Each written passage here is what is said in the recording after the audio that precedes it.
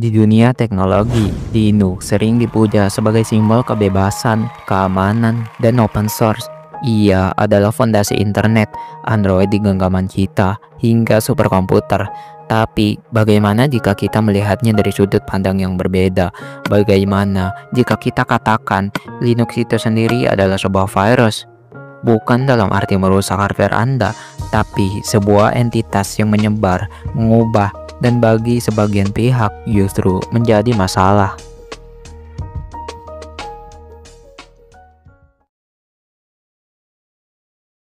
Mungkin ini terdengar kontradiktif, bahkan menyakitkan bagi para penganut Linux sejati. Namun, fakta di lapangan menunjukkan bahwa mayoritas malware dan virus yang menargetkan sistem Windows seringkali dibuat dan dikembangkan dari lingkungan Linux. Mengapa demikian? Ini bukan karena Linux itu jahat, tapi karena fleksibilitas dan kekuatan Linux sebagai platform pengembang yang tidak tertandingi. Para pembuat malware, baik hacker yang etis maupun yang jahat, menemukan Linux sebagai bengkel yang sempurna.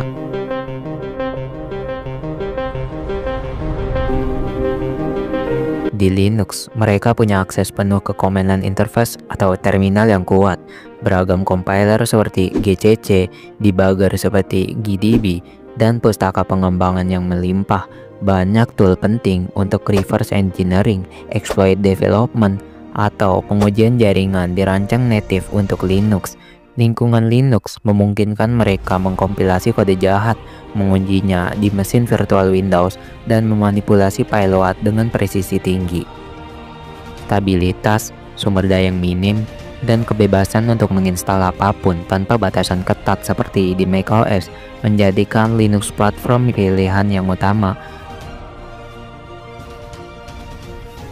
Data dari berbagai laporan keamanan cyber, meskipun tidak secara eksplisit menyebutkan angka, sering menunjukkan bahwa serangan cyber canggih berasal dari infrastruktur berbasis Linux. Ini adalah bukti bagaimana virus Linux dalam artian penyebaran sebagai alat telah mengambil alih dunia bawah tanah cyber.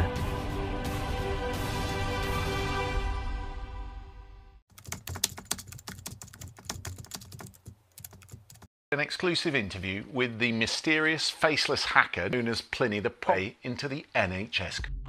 CMD, paste, enter. Namun, keviralan Linux tidak berhenti pada perannya sebagai alat, ia juga menyebar sebagai sebuah filosofi, dan disinilah letak inti kontroversinya, bahkan bagi penggunanya sendiri. Filosofi kebebasan dan keterbukaan yang diusungnya, meskipun merupakan kekuatan, juga bisa menjadi pedang bermata dua. Mari kita bedah beberapa potensi kekurangan atau masalah dari filosofi Linux. There are people who have no digital awareness.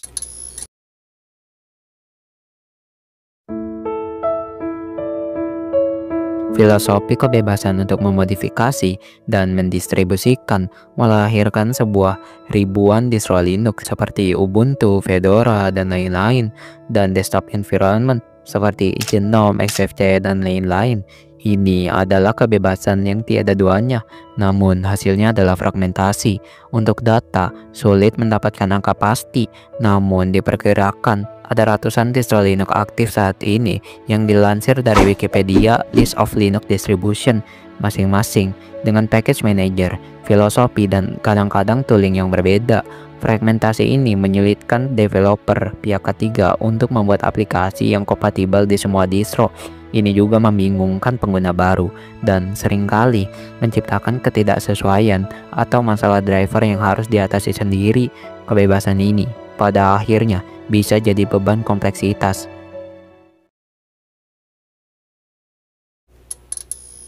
Distro seperti Ubuntu atau Mint memang user-friendly, tapi untuk benar-benar merasakan kebebasan dan kontrol yang dijanjikan Linux, Anda harus benar-benar memahami dasar-dasar CLI atau terminal, struktur direktori, izin akses, dan kadang-kadang bahkan cara mengkompilasi software dari sumber.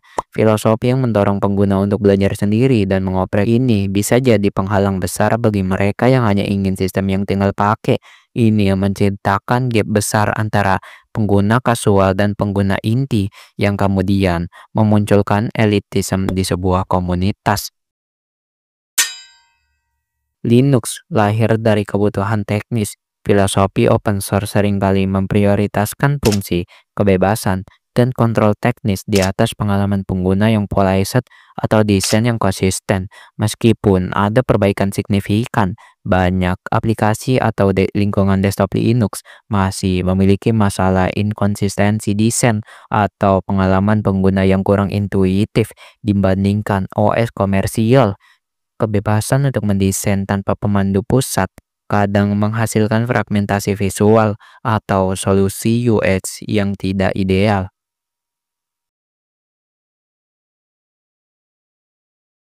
Filosofi kebebasan berpendapat dan berkolaborasi juga melahirkan perdebatan yang abadi seperti System D melawan non-System D, Wayland melawan XORG, Snap melawan Flatpak, hingga GNU Linux melawan Linux itu sendiri. Debat-debat ini meskipun mendorong inovasi, juga bisa memecah belah komunitas dan menyalurkan energi yang seharusnya bisa digunakan untuk pengembangan produk yang lebih solid dan terpadu. Ini menunjukkan virus dari kebebasan berekspresi yang kadang kebablasan.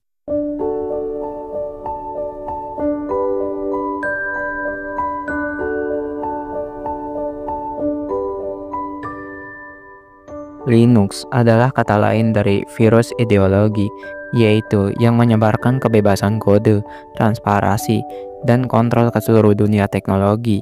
Ia menginfeksi mulai dari server raksasa hingga perangkat pintar di saku Anda, bahkan mengubah cara pandang perusahaan besar terhadap open source. Namun, layaknya sebuah virus, penyebaran yang tak terkendali dan filosofi kebebasan mutlaknya juga memiliki efek samping, fragmentasi, kurva belajar, hingga perdebatan internal yang tiada akhir. Inilah sisi lain dari Linux, sebuah ekosistem yang terus berkembang, penuh inovasi, namun juga syarat dengan tantangan lahir dari inti filosofisnya sendiri. Apakah Anda merasakan dampak positifnya atau justru frustasi dengan konsekuensi dari filosofi ini?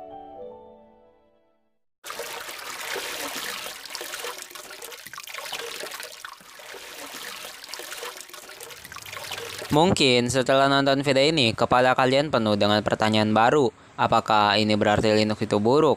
Tentu saja tidak. Ini hanya cara gua melihat sebuah fenomena dari sudut pandang yang berbeda, menggali lebih dalam dari sekedar permukaannya aja, dan inilah esensi dari channel gua ini. Kalau lu pada suka dengan pembahasan yang mendalam, yang suka ngulik sampai akar masalahnya, dan gak takut sama pertanyaan-pertanyaan yang nyeleneh, berarti kalian cocok di channel gue ini. Jangan lupa like video ini kalau kalian suka, subscribe buat nemenin gue di setiap pertualangan ngulik teknologi, dan ya hal lainnya.